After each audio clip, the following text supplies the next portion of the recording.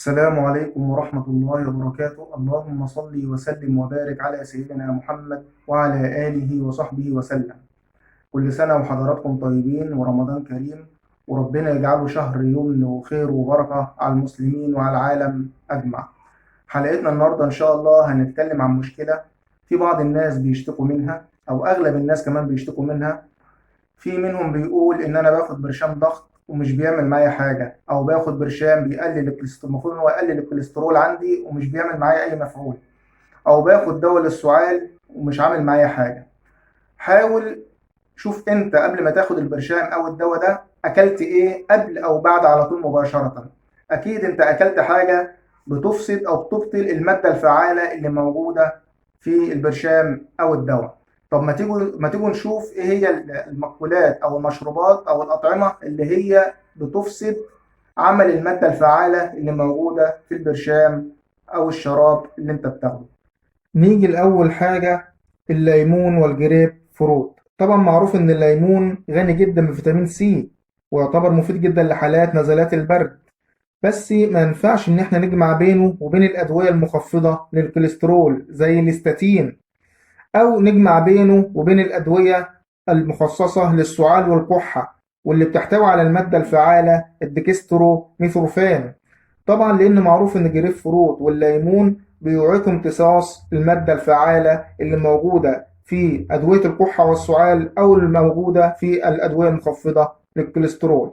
نيجي لتاني حاجة، اللبن الحليب. طبعا برضو معروف إن اللبن الحليب غني جدا بعنصر الكالسيوم، بس لازم نكون حذرين جدا إن احنا نتناول اللبن مع مكملات الحديد أو أدوية الغدة الدرقية أو أدوية هشاشة العظام.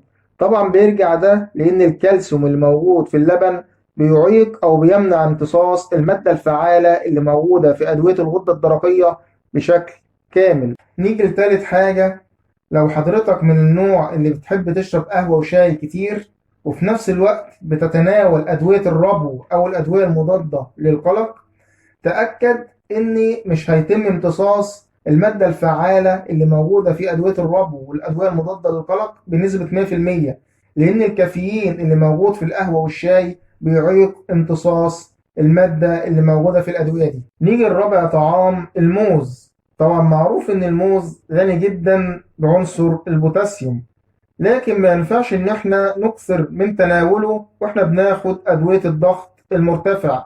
يعني ما ينفعش نجمع بينه وبين أدوية الضغط المرتفع أو مكملات البوتاسيوم، لأن الإفراط في تناول الموز مع مكملات البوتاسيوم أو أدوية الضغط المرتفع بتؤدي إلى عدم انتظام ضربات القلب.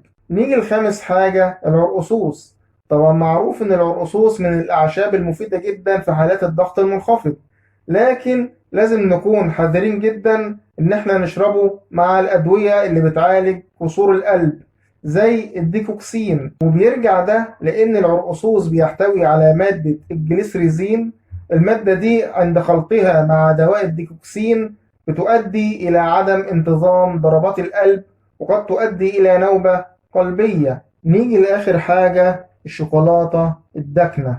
طبعا معروف إن الشوكولاتة مفيدة جدا للصحة العامة، لكن لازم نكون حذرين من تناولها مع أدوية الاكتئاب، لأن بيحصل تفاعل بين الشوكولاتة وبين أدوية الاكتئاب بيؤدي إلى ارتفاع ضغط الدم. أنا كده خلصت حلقتي، أتمنى من الله أن أنا أكون قدمت لكم معلومة مفيدة. شكرا للاستماع، والسلام عليكم ورحمة الله وبركاته.